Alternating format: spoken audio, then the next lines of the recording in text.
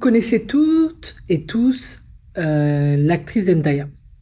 En effet, Zendaya, hein, cette métisse, hein, moitié afro-américaine, moitié européenne, je crois, mais peu importe. Sa mère est whitey, son père est noir, qui est en couple avec Tom Holland, et maintenant ils vont se fiancer, ils vont bientôt se marier. Ça fait des années qu'ils sont ensemble. Zendaya, bon, faut dire ce qui est, hein.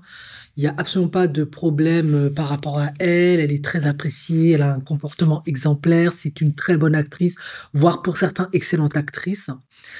Mais aujourd'hui, elle est au cœur d'un drama euh, qui, à la base, aurait pu entacher sa réputation. Mais en fait, le drama s'est plutôt retourné contre la personne qui l'a engendré. Zendaya, bon, pour le coup, moi, je ne savais pas, est née de la deuxième relation de son papa avec une femme white. En effet, son papa, en premier lieu, était marié avec une femme noire avec qui il a eu des enfants, un certain nombre, hein, entre 3 et 4, voire plus, qui sont très grands. Et Zendaya et ses sœurs, qui sont nées de la deuxième union, sont vraiment les petites dernières de la portée. Apparemment, c'est une famille qui est plutôt soudée, unie. Visiblement, le papa a réussi le défi visiblement difficile de concilier ces deux foyers, ce qu'il avait construit et ce qu'il a construit après, qui plus est avec la difficulté majeure dans le contexte américain que il était avec une femme noire et ensuite il s'est mis avec un couple mixte. Donc ça complexifie la situation, car ben, déjà il y a une femme noire, une femme whitey, avec tous les sous-jacents psychologiques qui peuvent se mettre en place.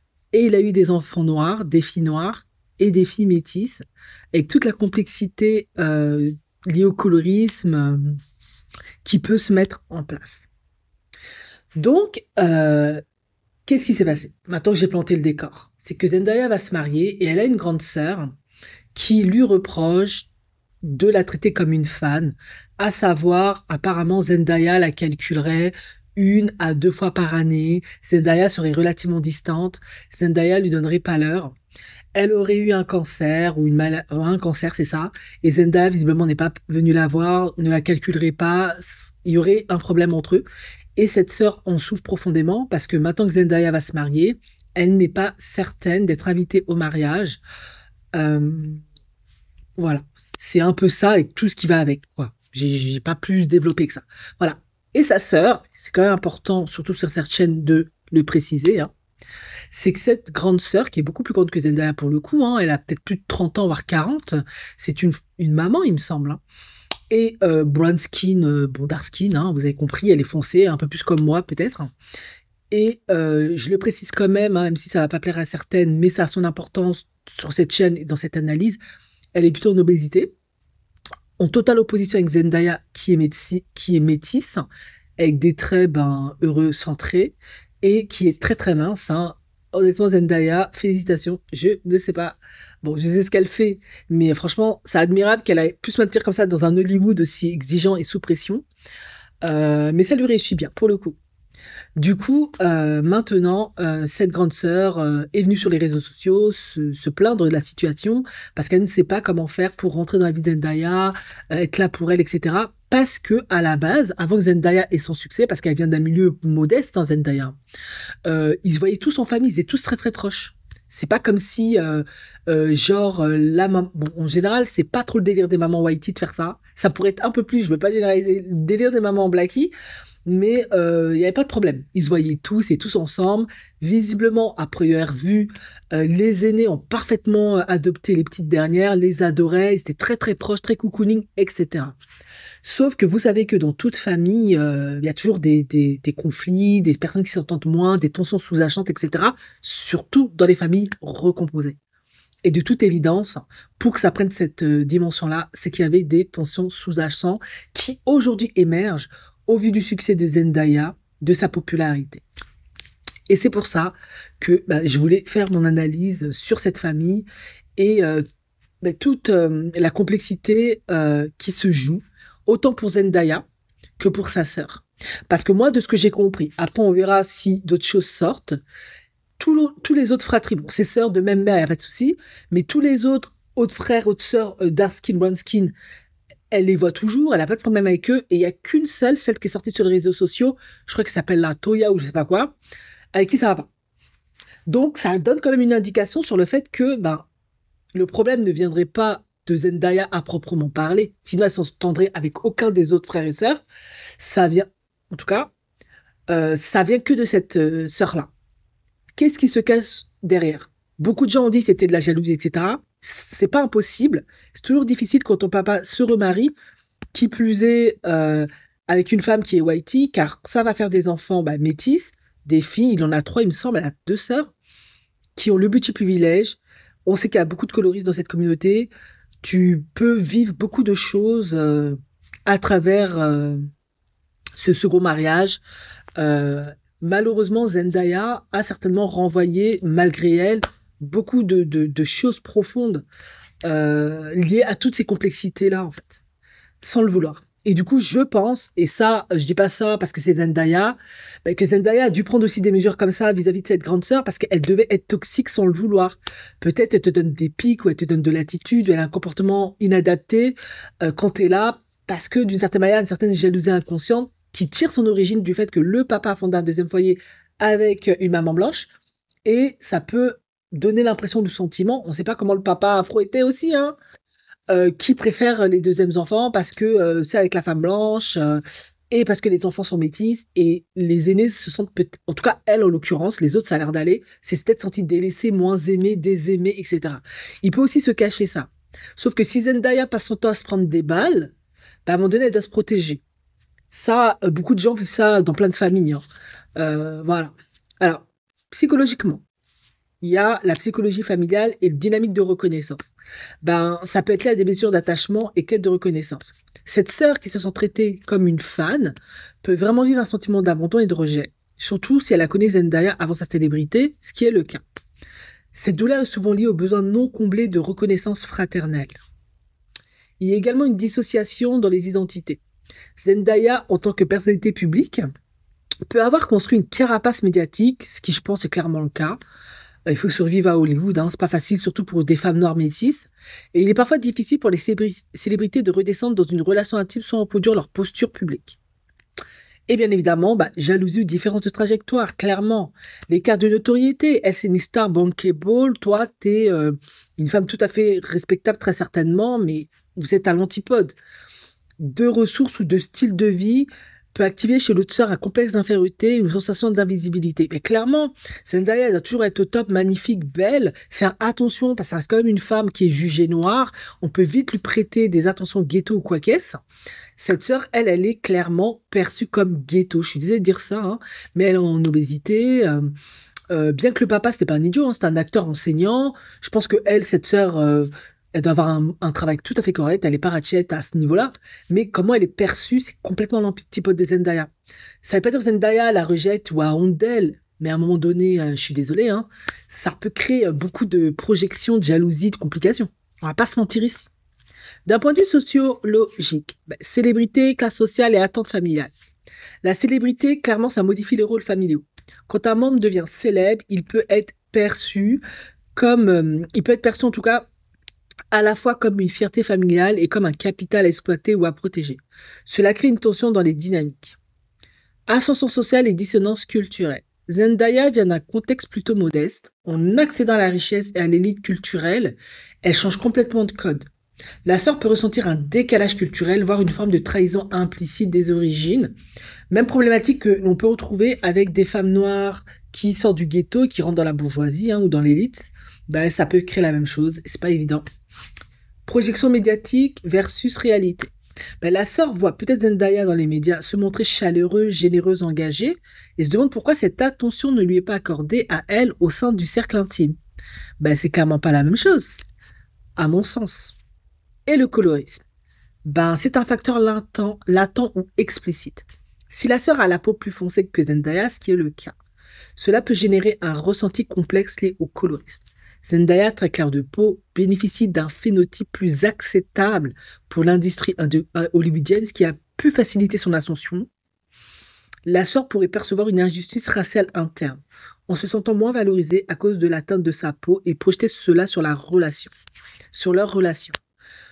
Hollywood favorise certaines esthétiques dans les femmes noires. Zendaya incarne une version marketée de la féminité noire. Cela peut créer une douleur chez des membres de la famille qui ne se retrouvent pas ou s'estiment moins visibles. Après, ça ne veut pas dire parce qu'elle est métisse qu'elle aura plus de succès. On le voit, hein, vous avez vu ma chaîne, toutes celles qui ça marche pas, et que une femme noire aura moins de visibilité, de crédibilité, etc. Moi, en tout cas, c'est pas ce que je vois. Faudrait que je fasse des recherches, des statistiques pour voir ce qu'il en est réellement. Moi, j'ai l'impression que oui, on dit les femmes métisses, leur trait gna gna gna. Peut-être pour les joueurs de football, certaines personnalités noires, on va dire. Mais j'ai l'impression que maintenant, je sais pas, peut-être que je me trompe, je vais faire des recherches. Les femmes noires sont quand même un petit peu plus en vue d'une certaine manière. Est-ce que c'est à cause de la peur de la communauté noire qui est portée par les femmes noires, peur de perdre de l'argent, le soutien, le lobby? Parce que Viola Davis, pour ne citer qu'elle, ainsi que plein d'actrices noires, sont quand même beaucoup plus travaillent beaucoup plus longtemps, j'ai l'impression, sont quand même un peu plus mises en avant, j'ai l'impression. À l'époque où il y avait Alberi, mais Alberi, maintenant, je sais pas si c'est à cause de toutes ces relations foireuses, elle fait ses propres films. Talent incommensurable, c'est une actrice, mais absolument. Je regarde tous ses films. Franchement, Alberi, c'est un bijou. Mais force est de constater que pour le même âge, certaines actrices noires continuent à travailler, sont toujours mises en avant, etc. Quand certaines femmes beaucoup plus light skin, voire métisses, sont, c'est pas qu'elles sont pas mises en avant, mais j'ai un peu le sentiment que soit elles durent pas longtemps, soit peut-être parce qu'elles se marient et finalement c'est fini, soit elles ont pas les mêmes rôles, sont moins mises en vue. C'est mon avis, je vais faire des recherches, hein, peut-être que je me trompe. Bon, il faut savoir que ce type de conflit familial est accentué par des dynamiques de célébrité, d'inégalités intrafamiliales, de blessures affectives et d'enjeux identitaires liés à la race et à l'apparence. Il ne s'agit pas simplement d'une querelle de sœurs, mais du miroir de tensions plus profondes, visibilité contre invisibilité, succès contre loyauté, image contre authenticité. Bon, il faut savoir, comme je vous l'ai dit, que le père noir a d'abord épousé une femme noire, puis une femme blanche, mère de Zendaya. Ça, c'est une même problématique qu'on retrouve aussi avec Harvey, Steve Harvey. Lui, il était avec plein de femmes noires, dark skin, brown skin, on va dire. Hein. Et ensuite, il s'est mis avec Marjorie, magnifique métisse aux yeux verts. Et il a adopté Laurie Harvey et puis ça se mala là. Parce que leur père, c'est c'est vendeur de farine qui croupit en prison. Dieu sait ce qu'il est. Peut-être qu'ils sont même morts là, on ne sait pas. Et il a beaucoup mis Laurie Harvey en avant. Sauf que, en fait, c'est beaucoup plus complexe que ça. Parce que moi, j'ai un peu approfondi la question. Et on s'est aperçu finalement que Laurie Harvey, comme beaucoup de femmes métisses dans les familles noires, ça c'est une réalité, hein, je ne veux pas généraliser, mais c'est vrai, elles sont souvent utilisées pour le pimpage, pour générer de l'argent. Parce que leur beauté, le colorisme fait que beaucoup de noirs, ils cherchent pas midi à 14h, ils se disent on est ratchet, on galère, va chercher l'argent, t'es belle, t'es sexy, voilà, sois utile. C'est clairement, je dis pas que les femmes noires ne sont pas à contribution de ça, mais clairement, elles, clairement. Parce qu'on sait que ça a tout de suite fonctionné. Et Laurie Harvey, clairement, a servi à ça, à Steve Harvey. On avait pensé qu'il la préférait, c'était pas du tout le cas. Laurie Harvey, qui est constamment en errance sentimentale, tu sais même pas ce qu'elle fait. Ben, moi, ça m'étonne pas. Déjà, blessure d'abandon, pas connu son père biologique. Steve Harvey, qui est ton père adoptif, qui donne l'illusion qu'il t'aime parce qu'il te donne tout et gna gna gna. Mais en réalité, il t'utilisait pour avoir des contrats, rentrer dans des business et tout, avec des Didi, des Jay-Z ou je sais pas quoi. Et on a vu des photos, des preuves. Je n'aimerais pas être Laurie Harvey. Je n'aimerais pas vivre ce qu'elle a pu ressentir, ce qu'elle ressent à l'intérieur. Ça doit être juste horrible. Et en plus, tu dois être redevable à cet homme parce que si tu n'avais pas pris, toi et ta mère, Dieu sait où vous serez d'une certaine manière. C'est complexe. Quand on compare avec ces filles aînées qui sont vraiment dark skin, qui ont beaucoup souffert de l'absence de Steve Harvey, etc., et de cette situation-là, il faut dire ce qui est. Elles sont bien éduquées, elles sont mariées, elles ont des gosses.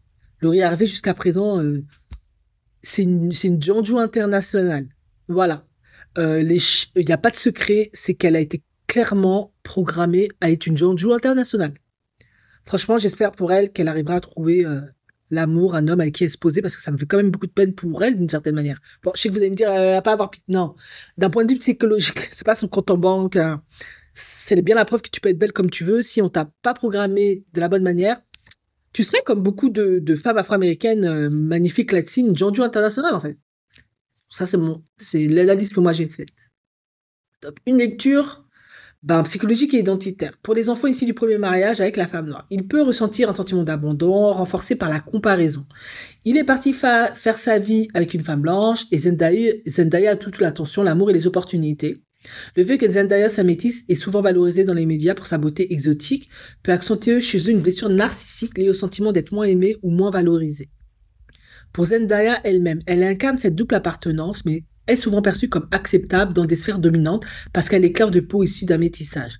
Elle peut aussi avoir été surprotégée ou placée sur un piédestal par ses parents, notamment dans le cadre de la réalisation du rêve américain, ce qui a pu créer un déséquilibre émotionnel dans la fratrie. C'est fort possible. Je pense que Zendaya a énormément travaillé parce que c'est pas la seule métisse à Hollywood, c'est pas la seule aussi jolie, faut pas mentir, faut pas rêver. Elle a dû énormément travailler, mais on va pas mentir ici, on sait que clairement tu peux facilement te positionner différemment selon si tu es une femme métisse et si tu es une femme brown skin, dark skin comme sa grande sœur. En effet, si tu es une femme métisse, et ça je m'adresse à toutes les femmes métisses qui ont du bon sens, hein, quand tu as cet avantage-là de manière phénotype, ça ne veut pas dire que tu atteindras l'élite, tu auras accès à tout. Mais effectivement, si tu as un beau corps, tu es comme Zendaya, du genre tu fais attention à tout ça, tu peux vachement tirer ton épingle du jeu, comme une Karine Le Marchand, Sonia, machin. Les dark skins, souvent, je vois plein d'Afro-Américaines qui font ça, mais elles n'auront pas toujours ce réflexe parce que inconsciemment, elles se disent déjà, de toute façon, j'ai aucune chance, je suis pas la préférence. Donc, ce biais cognitif-là fait qu'elles font moins d'efforts, elles se laissent aller, on devient obèse, on s'en fiche. Et je pense clairement que c'est ce qui a dû se passer avec la grande sœur, parce qu'elle est clairement dans ce cas de figure-là. Zendaya, elle était passionnée par tout ce qui est art et tout. On l'a soutenue, on l'a encouragée, on s'est dit pourquoi pas. Très certainement, le papa, il est pas con, hein, il connaît son histoire, il sait d'où il vient. Il a dû dire, c'est vrai qu'avec une fille métisse, au pire, si elle réussit pas sa carrière, il y a peut-être une chance qu'elle se positionne bien avec un homme qui sait noir ou Haïti, etc. Parce qu'elle est métisse et qu'elle est très jolie. Je pense que beaucoup de parents pensent comme ça. Ce qui est à mort d'homme. C'est vrai que c'est malheureux. Il aurait pu investir chez ses filles dark skin, mais la mère peut-être aussi pensait pas à ça, je ne sais pas. Peut-être sont trop communautaires, je ne sais pas. Du coup, voilà. Ça peut faire que la grande sœur, elle ressent beaucoup de ressentiment, de colère, etc. Donc, il y a aussi la place du coloriste dans l'imaginaire collectif. Zendaya a grandi dans un monde où sa couleur de peau et ses traits plutôt soft, du point de vue en tout cas occidental, l'ont rendu plus bankable. Ces demi-sœurs, si elles ont une peau plus foncée, peuvent avoir été moins valorisées socialement et ont souffert sur le plan personnel et familial. Et je pense que c'est ce qui se passe avec sa grande sœur, parce qu'on connaît maintenant, vous avez vu mes chaînes et les chaînes d'autres youtubeuses, hein, la femme noire, elle, à part si elle a une discipline d'enfer et que elle fait vraiment des efforts, elle peut être vraiment très belle, attractive, et elle doit rajouter vraiment pour vraiment se démarquer du profil ghetto, le diplôme, vraiment ça. La fille métisse, on l'a vu, c'est clairement différent. C'est vrai que c'est une femme noire, mais son métissage, certains de ses traits, hein, qui peuvent recentrer, fait qu'on l'aperçoit différemment, et ça, c'est déjà un héritage de l'esclavage. Du coup, on l'a vu, pour se positionner bien, elles n'ont pas, ça change, hein, toujours besoin de sortir le gros diplôme et tout. Il suffit qu'un homme noir, pour citer qu'un homme noir, il kiffe sur toi, c'est bon, hein. Si t'as quand même un minimum d'éducation, tu te comportes bien, c'est bon. Tu fais du mannequinat, même si t'es pas un mannequin d'élite, ça peut aller, en fait. Après, bien évidemment, chacun sa chance, on va pas mentir ici. Donc forcément, oui, je pense que le conflit avec la grande sœur peut venir aussi de là. Parce que moi, j'ai vu la photo, quand elle est avec cette grande sœur, j'ai fait, ouais, franchement, comment il peut pas y avoir d'embrouille? Franchement. Ah, c'est compliqué d'être face à Zendaya. Clairement. Je pense que même des filles métisses, ça doit être compliqué d'être face à Zendaya. À un moment donné, oui, tu t'identifies, ça te valorise, mais tu te dis, what? Ah, mais Zendaya doit énormément travailler pour être là où elle est, c'est clair. Elle peut vite être aux oubliettes, c'est une femme, dans cette industrie, tu vieillis vite, il faut faire attention en fait. Alors, une lecture politique. Le corps noir dans les dynamiques familiales. Ce schéma renvoie à une histoire coloniale et post-esclavagiste où le corps noir féminin a souvent été marginalisé ou invisibilisé, même au sein de sa propre communauté. On en parle souvent. Il s'agit d'un traumatisme transgénérationnel. Les préférences inconscientes ou conscientes pour des femmes plus claires ou blanches reproduisent une hiérarchie raciale intériorisée. Alors, cette tension ultra-familiale est médiatique. Si Zendaya garde une image très lisse publiquement, il est probable que des tensions non résolues existent dans la sphère privée. C'est ce que j'ai dit. Autour de la légitimité, la reconnaissance et la loyauté. La sœur peut exprimer une douleur existentielle. Pourquoi suis-je traitée comme une fan? Sommes-nous sœurs ou sommes-nous symboliquement d'appartenances différentes? Cette configuration familiale n'est pas anodine. Elle condense vraiment des tensions raciales, genrées, affectives et historiques. Zendaya n'est pas coupable d'être qui elle est, mais dans sa lumière, certains ombres se réveillent, notamment chez ceux qui n'ont pas bénéficié du même regard parental, médiatique ou social. Et justement, le choix de Tom Holland comme futur époux. Le choix de Tom Holland comme futur époux par Zendaya peut sembler être un simple fait people. Mais en réalité, chez nous, les femmes noires, on sait que c'est une réalité qui est riche en signification sociologique, psychologique et symbolique. Surtout lorsque l'on l'inscrit dans l'histoire raciale, genrée et médiatique des couples mixtes hollywoodiens. Voici ce que moi, en tout cas, j'ai observé. D'un point de vue psychologique, amour sincère ou inconscient collectif. Un couple miroir, deux enfants stars sous contrôle, Zendaya et Tom Holland, ont tous deux grandi sous l'œil du public, dans un cadre ultra structuré. Leur couple représente un lieu de sécurité pour deux personnalités hyper exposées qui se comprennent. Il y a une forme de réciprocité affective, rare dans les couples de célébrités. Pas d'écart flagrant de notoriété, de fortune ni d'ego, du moins en apparence en tout cas, hein. Mais aussi un amour acceptable pour le grand public. Zendaya, femme noire ou perçue comme noire aux États-Unis, hein, choisit un homme blanc, britannique, calme, poli, très safe. Cela rassure le public global car le couple ne dérange pas l'ordre symbolique dominant. C'est un couple diversifié mais dans les codes. Colorisme et respectabilité. En effet, Zendaya, en tant que femme noire claire, hein, métisse, hein, light skin, bénéficie déjà d'une position de respectabilité accrue. Son choix d'un homme blanc prolonge cette stratégie de neutralité raciale implicite.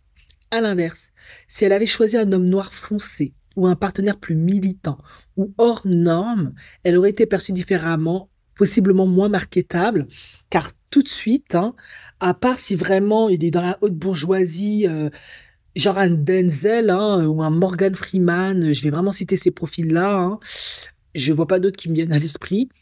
Clairement, Zendaya serait rentrée tout de suite dans la catégorie ghetto. Et c'est ce que je dis souvent sur ma chaîne. Beaucoup de femmes métisses, c'est vrai qu'elles vont vers les hommes noirs parce elles sont la préférence, surtout aux États-Unis. Franchement, ce serait con de pas le faire. Hein. Si tu peux vite te marier avec un homme bankable, en plus rester dans ta communauté, pourquoi pas.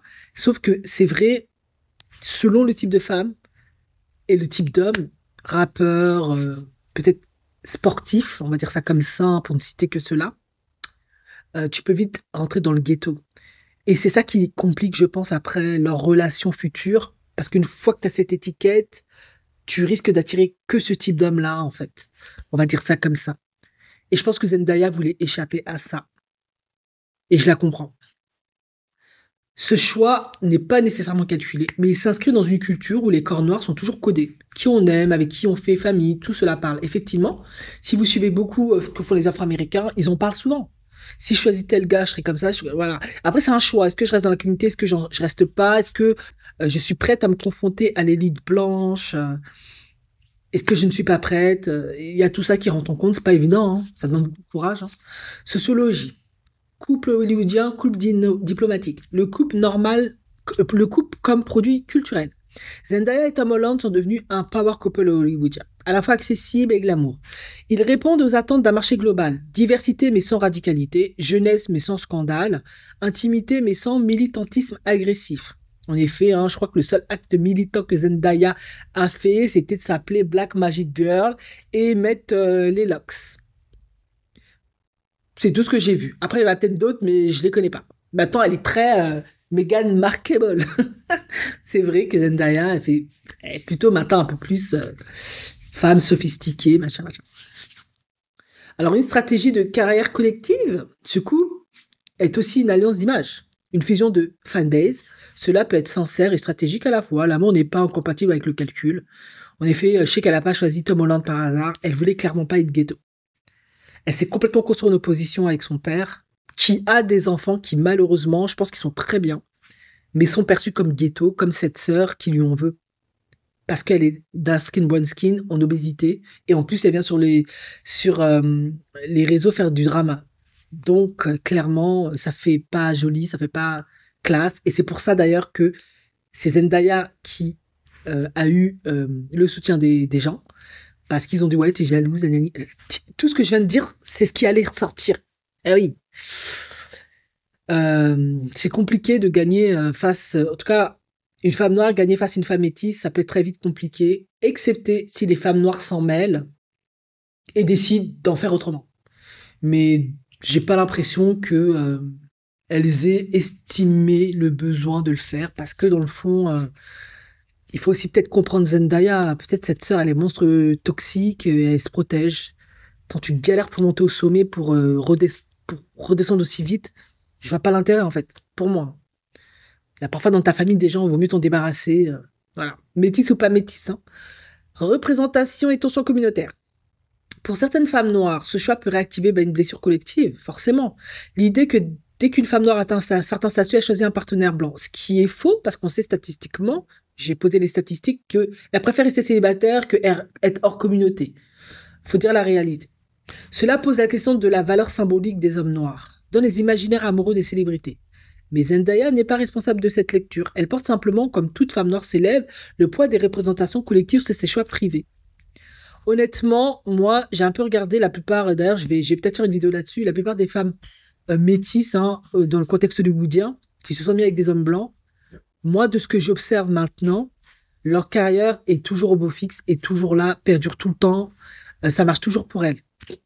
Je ne suis pas certaine que l'inverse soit vrai, à mon sens. C'est avoir à vérifier. Peut-être que je me trompe. Alors, Zendaya et Tom Holland, c'est un couple sincère, mais perçu comme parfaitement calibré pour l'Amérique post-Obama. Mix, doux, inoffensif, sans conflit visible. Un amour personnel dans un contexte politique, car quand une femme noire célèbre, hein, métisse, chaque choix amoureux est intégré comme un acte social, absolument. Zendaya, elle veut faire le pont avec les Blancs des États-Unis. Elle veut pas rester communautaire. Ça peut être aussi ça qui chagrine sa sœur inconsciemment. Peut-être qu'elle aurait préféré que Zendaya prenne un homme noir, je ne sais pas. Voilà. Donc, Zendaya, comme je l'ai dit, elle s'est construite en opposition avec son père qui est noir. Et c'est un point qui est très important à analyser parce que son père, visiblement, était un très très bon père. Il était très aimant, il était très présent. Donc on peut se demander pourquoi Zendaya a fait ce choix. Le choix de Tom Holland comme futur époux en opposition symbolique avec son père noir, hein, c'est pas qu'ils sont nombreux, c'est pas ça. Ben, ça ouvre encore une lecture plus profonde entre héritage, réconciliation et rupture silencieuse avec certaines figures masculines noires. Maintenant, je vais vous livrer cette analyse. Une figure paternelle noire, puis un partenaire blanc, c'est une rupture symbolique. Ça veut pas dire qu'elle ne parle plus, non, c'est symbolique. Le père de Zendaya est un homme noir américain, acteur et enseignant, engagé, barbu, imposant. C'est une figure typique de la masculinité noire forte, ancrée, voire militante. On peut l'associer à comment ils s'appellent les autres là. Je me rappelle plus. Bref, ça va me revenir. Tom Holland, à l'opposé, est blanc, britannique, mince, doux, timide, sans apparente revendication. Ce contraste peut être interprété comme une fuite inconsciente d'un modèle paternel vécu comme envahissant, exigeant ou émotionnellement distant. En effet, on a vu plusieurs femmes noires qui avaient ce type de père monstre militant, supra-américain noir, là, Black Panthers, voilà.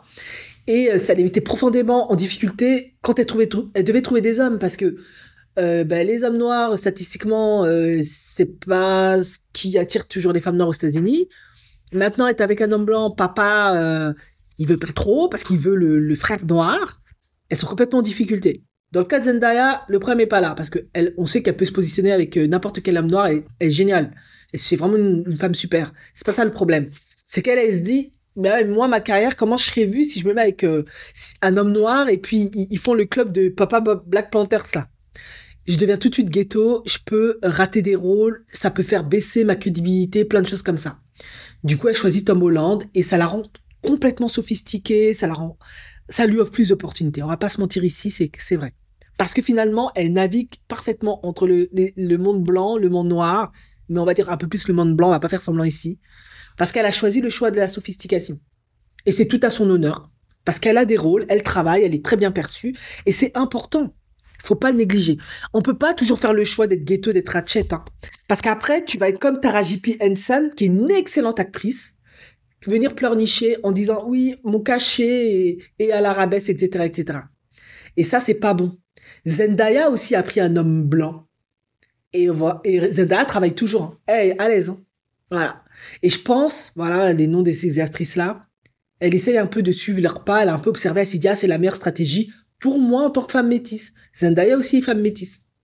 Voilà. Je suis pas catégorisée comme Ratchet, en fait, comme ghetto, on va dire ça plutôt. Et du coup, je pourrais travailler plus longtemps, avoir plus d'opportunités dans les marques et tout. Il faut aussi penser à ça, Zendaya doit faire son argent. Attends. On peut pas toujours tous être pauvres. Il faut quand même que certaines fassent de l'argent.